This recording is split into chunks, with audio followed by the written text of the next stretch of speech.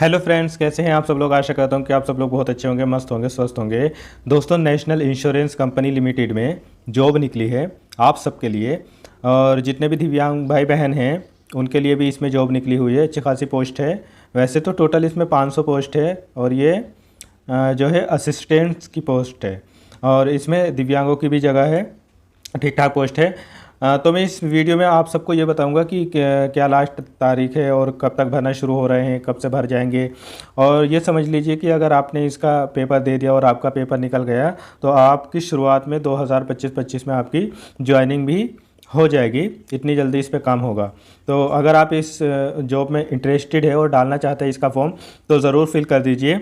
जैसे ही form fill होना शुरू हो जाएंगे 24 तारीख से, तो मैं आपको बता दूंगा किस किस तरीके से भरना है। बिल्कुल एक एक पॉइंट बताऊंगा। जब डेट भरने लगेगा, फॉर्म अभी ओपन नहीं हो रहा है, तो मैं बिल्कुल एक एक पॉइंट इस तरीके से बताऊंगा कि दिव्यांग भाई बहनों को कैसे भरना है और क्या क्या क्राइटेरिया है, कौन कौन दिव्यांग इसमें फिल कर सकते हैं। ये सब इस वीडियो में मैं अभी आपको बता दूंगा। आखिर तक बने रहिए। इस नोटिस को अगर आपने अच्छे से देख लिया तो फिर आपको बार बार कहीं कुछ खोजने की ज़रूरत नहीं पड़ेगी। बस इसको एक बार अच्छे से देख लीजिए। मुझे कॉल या व्हाट्सएप करने से पहले आप पहले इसको अच्छे से देख लीजिए, समझ लीजिए। अगर तब कुछ ना समझ में आए तब व्हाट्सएप पे मुझसे जो भी आपकी क्वेरी है वो पूछ लीजिए। डिस्क्रिप्शन में नंबर दिया हुआ है। लेकिन पहले एक बार वीडियो को देख के आप अच्छे से समझ जाइए। मैं इसमें सब कुछ बताऊंगा, कुछ भी नहीं छोड़ूंगा। ठीक है, चलिए शुरू करते हैं हम लोग आज का वीडियो। दोस्तों, ये जॉब है नेशनल इंश्योरेंस कंपनी लिमिटेड में। और जो ये जॉब है ये असिस्टेंस की जॉब है। ठीक, और इसके ऑनलाइन फॉर्म फिल होना 24 तारीख से 24 अक्टूबर 2024 से शुरू हो जाएंगे, मतलब कल से ही। आज 23 तारीख है और इसकी लास्ट डेट जो है वो रजिस्ट्रेशन करने की वो 11 नवंबर है। तो बहुत ज़्यादा टाइम आपके पास नहीं है। केवल 24 तारीख से 11 नवंबर तक 15-16 दिन का इन्होंने टाइम दिया है। और पेमेंट ऑफ एप्लीकेशन फ़ीस भी 24 अक्टूबर 2024 तक ही रहेगा, से लेकर 11 नवंबर तक ही रहेगा। ठीक है। और इसके अलावा जो आपका पहला पेपर हो जाएगा इसका, वो भी ये बहुत जल्दी 30 नवंबर 2024 को करा लेंगे। और डेट ऑफ एग्जामिनेशन फ़ेज़ 2 की जो डेट रहेगी वो 28 दिसंबर 2024 रहेगी। और 28 दिसंबर आते आते फिर उसके बाद में 2025 आ जाएगा, फिर आपका सिलेक्शन हो जाएगा।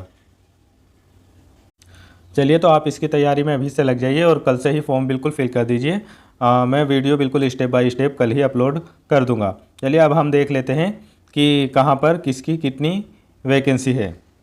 ये देखना बहुत ज़रूरी है, उसी हिसाब से भरिए। और हाँ, एक बात और, अगर आप किसी दूसरे स्टेट में डालेंगे, मतलब दूसरे स्टेट में अगर आप डालेंगे और आपको वहाँ की लैंग्वेज नहीं आती, तो आपका क्योंकि लैंग्वेज टेस्ट भी होगा इसमें, इसलिए आप ऐसे राज्य से डालिए जहाँ पर आपको या तो हिंदी हो या जहाँ पर जो आपको लैंग्वेज आती हो, जैसे तेलुगु वगैरह, जो भी जहाँ भी आप फिल करेंगे, मतलब आपको वहाँ की लोकल लैंग्वेज आती हो। बस कहने का मतलब ये है।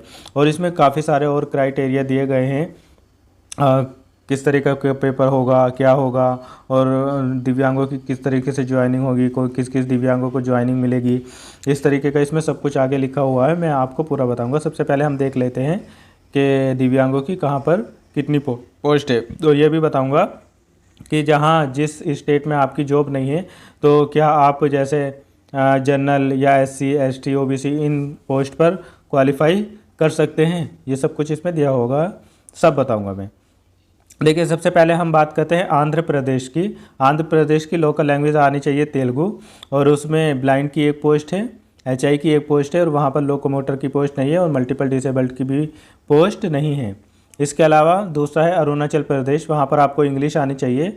यहाँ पर VI की एक पोस्ट है। VI का मतलब उसमें लो विज़न हो या पूर्ण रूप से दृष्टिबाधित हो। ठीक। और इसमें HI की भी एक पोस्ट है और लोकोमोटर की यहाँ पर पोस्ट नहीं है। दूसरा है असम। असम में असमिया आनी चाहिए, और यहाँ पर भी ब्लाइंड की एक पोस्ट है, HI की एक पोस्ट है, और लोकोमोटर की पोस्ट नहीं है। दूसरा है बिहार। बिहार में आपको हिंदी आनी चाहिए, और यहाँ पर भी VI की एक पोस्ट है, HI की एक पोस्ट है, यहाँ पर भी लोकोमोटर की पोस्ट नहीं है। और इसके अलावा आगे है छत्तीसगढ़। छत्तीसगढ़ में VI की एक पोस्ट है, HI की एक पोस्ट है, लोकोमोटर की पोस्ट नहीं है, और मल्टीपल की भी नहीं है। लोकोमोटर की पोस्ट इसमें बहुत कम दी है, और बाकी VI की और HI की तो ठीक ठाक है। अगला है गोवा। गोवा में कोंकणी आनी चाहिए आपको, और इसमें ब्लाइंड की एक पोस्ट है और एचआई की भी एक पोस्ट है, लोकोमोटर की पोस्ट नहीं है। दूसरा है गुजरात। गुजरात में अगर हम देखें तो वीआई की पोस्ट नहीं है, केवल एचआई की पोस्ट है, बाकी और किसी डिसेबिलिटी की पोस्ट नहीं है। अगला है हरियाणा। हरियाणा में एक एचआई की पोस्ट है, एक वीआई की पोस्ट है, बाकी इसमें भी ओएच की पोस्ट नहीं है। दूसरा हिमाचल प्रदेश में आपको हिंदी आनी चाहिए, हरियाणा में भी हिंदी आनी चाहिए, और हिमाचल प्रदेश में वीआई की एक पोस्ट है, एचआई की एक पोस्ट है, लोकोमोटर की पोस्ट नहीं है। और हिमाचल के बाद में झारखंड। झारखंड में भी हिंदी आनी चाहिए, यहाँ पर झारखंड में वीआई की पोस्ट नहीं है, एचआई की एक पोस्ट है बस। इसके बाद में कर्नाटका। कर्नाटक में कन्नडा आनी चाहिए, और यहाँ की पर भी वीआई की, कन्नडा में वीआई की कोई पोस्ट नहीं है कर्नाटक में, एचआई की एक पोस्ट है, और यहाँ पर लोकोमोटर की भी एक पोस्ट है, और मल्टीपल डिसेबल्ड की भी एक पोस्ट है कर्नाटक में। उसके बाद में केरल। केरल में वीआई की कोई पोस्ट नहीं है, एचआई की एक पोस्ट है, और लोकोमोटर की नहीं है, और मल्टीपल डिसेबल्ड की एक पोस्ट है। केरल के बाद मध्य प्रदेश। मध्य प्रदेश में वीआई की कोई पोस्ट नहीं है, एचआई की एक पोस्ट है, बाकी डिसेबल्ड की किसी की कोई पोस्ट नहीं है। और महाराष्ट्र। महाराष्ट्र में वीआई की एक पोस्ट है, एचआई की एक पोस्ट है, और लोकोमोटर की भी एक पोस्ट है, और मल्टीपल डिसेबल्ड की भी एक पोस्ट है। महाराष्ट्र में एक एक पोस्ट सबकी है। इसके बाद में मणिपुर। मणिपुर में वीआई की एक पोस्ट है, एचआई की एक पोस्ट है, बाकी किसी डिसेबल्ड की कोई पोस्ट नहीं है। और उसके बाद में मेघालय। मेघालय में भी वीआई की एक पोस्ट है, एचआई की एक पोस्ट है, बाकी और किसी की कोई पोस्ट नहीं है। मिज़ोरम। मिज़ोरम में भी वीआई की एक पोस्ट है, एचआई की एक पोस्ट है, बाकी किसी की नहीं है। और नागालैंड। नागालैंड में भी वीआई की एक पोस्ट है, एचआई की एक पोस्ट है, बाकी किसी की नहीं है। उड़ीसा। उड़ीसा में वीआई की पोस्ट नहीं है, केवल एचआई की पोस्ट है बस। और इसके बाद में पंजाब। पंजाब में वीआई की एक पोस्ट है और एचआई की एक पोस्ट है। राजस्थान में भी वीआई की एक पोस्ट है और एचआई की एक पोस्ट है, और मल्टीपल की एक पोस्ट है यहाँ पे। इसके बाद में तमिलनाडु। तमिलनाडु में वीआई की एक पोस्ट है, एचआई की एक पोस्ट है, और लोकोमोटर की भी एक पोस्ट है, और मल्टीपल डिसेबल्ड की भी एक पोस्ट है।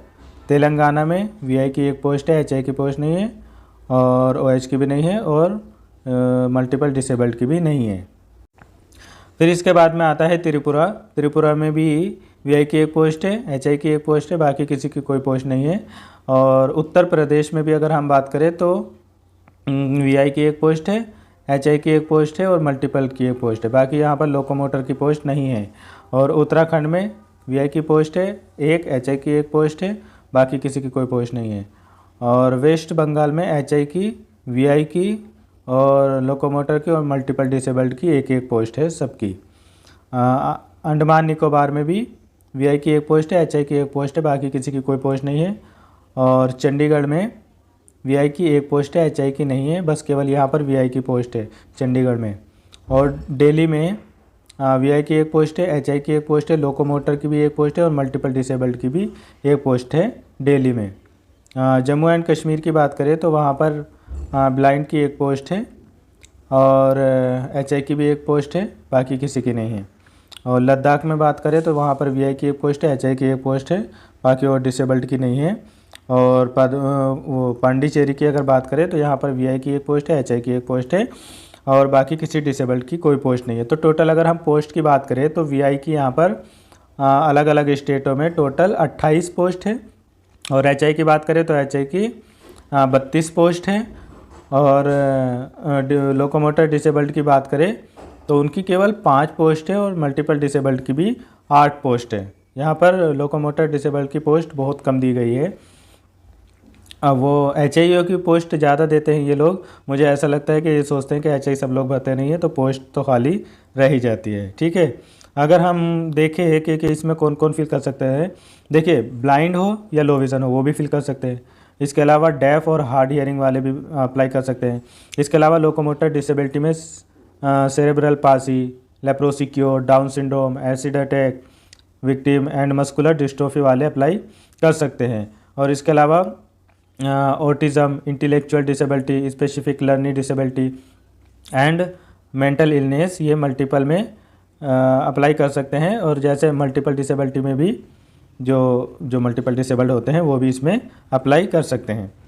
इसके अलावा एक बात और इसमें आपके लिए इम्पोर्टेंट बात यह है कि इसमें खुद दिया है कि in case there is no vacancy reserve for PWD candidate in a particular state they can also apply against U R reserve category EWS OBC SC ST vacancy if any. मतलब इन्होंने ये दिया हुआ है कि अगर किसी स्टेट में पीडब्ल्यूडी कैंडिडेट की पोस्ट नहीं है तो अगर वहाँ पर जनरल ईडब्ल्यूएस ओबीसी या एससी या एसटी की पोस्ट दी है तो आप उन पोस्ट पर क्वालिफाइड कर सकते हैं। ठीक, इसमें ऐसा दिया हुआ है। और आपका क्राइटेरिया क्या रहेगा वो तो ये रहेगा, आप भारत के होने चाहिए, ये सब बातें। हाँ, इसमें एज रिलैक्सेशन जो एज मांगी गई है वो 21 ईयर्स मिनिमम होनी चाहिए और 30 ईयर्स मैक्सिमम होनी चाहिए। दिव्यांग स्टूडेंट को, अभ्यर्थी को 10 ईयर्स का रिलैक्सेशन मिलेगा। दोस्तों, यदि हम इसमें क्वालिफ़िकेशन की बात करें तो आपकी जो एजुकेशन क्वालिफ़िकेशन होनी चाहिए वो 1/10/2024 तक कंप्लीट होनी चाहिए। और आपसे जो क्वालिफ़िकेशन मांगी गई है वो केवल ग्रेजुएशन मांगा गया है। आप किसी भी स्ट्रीम से हो, इससे नहीं मैटर करता है, लेकिन आपके पास में मिनिमम ग्रेजुएशन होना चाहिए।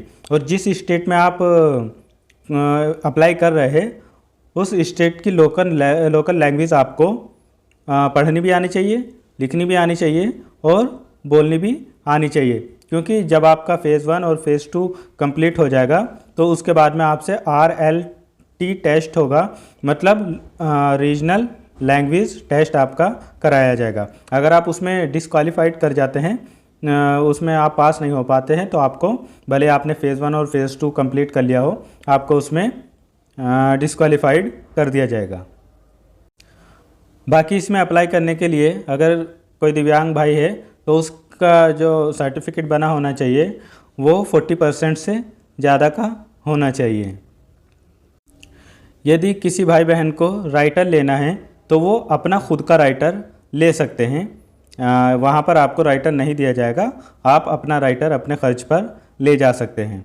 बस इसमें भी सब वही बातें ध्यान रखनी है कि उसकी क्वालिफ़िकेशन आपसे कम होनी चाहिए और उस जिसको आप राइटर बना रहे हैं उस पर्टिकुलर अभ्यर्थी ने इस पोस्ट के लिए अप्लाई न किया हो। ऐसा ये सब चीज़ें होनी चाहिए, बाकी आप राइटर आराम से ले सकते हैं। राइटर लेने के लिए जो पूर्ण रूप से दृष्टिबाधित है या लो विज़न है वो ले सकते हैं, या जिनके हाथों में भी प्रॉब्लम है, वो लिख नहीं पाते हैं, तो वो भी राइटर ले सकते हैं।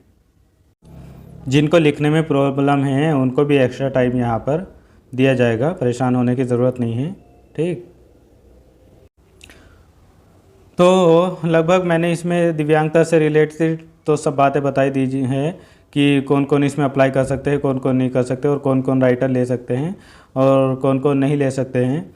अब इसमें हम आगे देख लेते हैं कि और सिलेबस वगैरह किस तरीके का दिया है और किस तरीके से आपको तैयारी करनी है। देखिए, इसमें सिलेक्शन प्रोसेस जो रहेगा, पहला मतलब फर्स्ट फेज़ होगा और इसके बाद में आपका मेन पेपर होगा।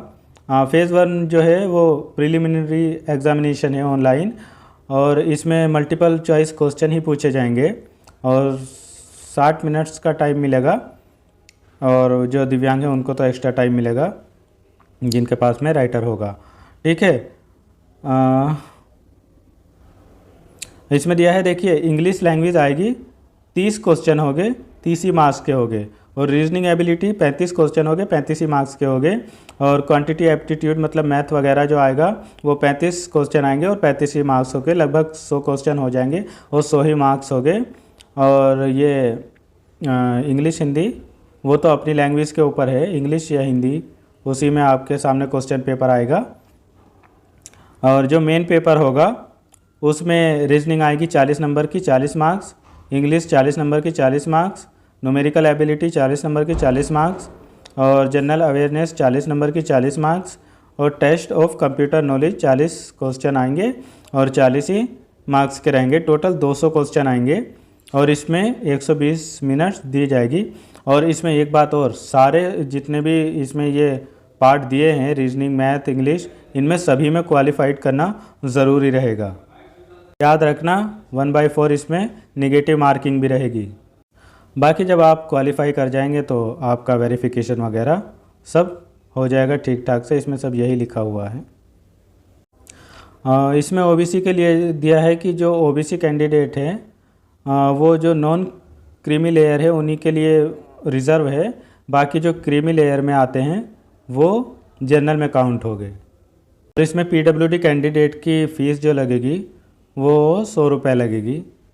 बाकी किस तरीके से अप्लाई करना है, क्या करना है, ये सब तो मैं आपको दूसरी वीडियो में बताऊंगा, कल वाली वीडियो में। ठीक है, तो आशा करता हूँ कि आप सब लोगों को ये वीडियो अच्छी लगी होगी और आपकी समझ में भी आ गई होगी। बस आप यही ध्यान रखिएगा कि अगर आपकी कहीं पर मान लीजिए पोस्ट नहीं है और वहाँ पर SC ST, मान लीजिए जैसे यहाँ पर कोई PWD कैंडिडेट ST का है और यहाँ पर जैसे OH की पोस्ट नहीं है आंध्र प्रदेश में, तो वो यहाँ पर अपनी कैटेगरी में के हिसाब से इस पर ST की सीट पर फाइट कर सकता है। मान लीजिए कोई OBC का स्टूडेंट है और आंध्र प्रदेश में ही, और उसकी ऑर्थोपेडिक मतलब लोकोमोटर डिसेबल्ड में पोस्ट नहीं है, तो वो अपनी OBC कैटेगरी पर फाइट कर सकता है, या जनरल में 10 है तो जनरल में वो फाइट कर सकता है, उसके अच्छे नंबर आ जाएंगे। तो इस तरीके से वो अगर उस कट ऑफ में आ जाएगा तो उसको वहाँ पर काउंट कर लिया जाएगा, अपनी कैटेगरी के हिसाब से वो फाइट कर जाएगा। ठीक, तो अगर कहीं पे पोस्ट नहीं भी है आपकी तो तब भी अच्छे से फिल कर दीजिए और तैयारी करिए और इसमें सिलेक्शन ले लीजिए आप, क्योंकि ये प्रोसेस बहुत जल्दी होगा।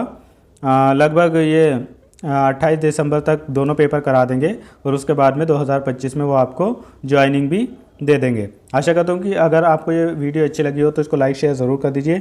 जितने भी आपके दिव्यांग भाई बहन हैं उन तक ज़रूर से ज़रूर शेयर कर दीजिए और मेरे चैनल को सब्सक्राइब ज़रूर कर लीजिए इसी तरीके की और नई नई अपडेट पाने के लिए। Thank you so much.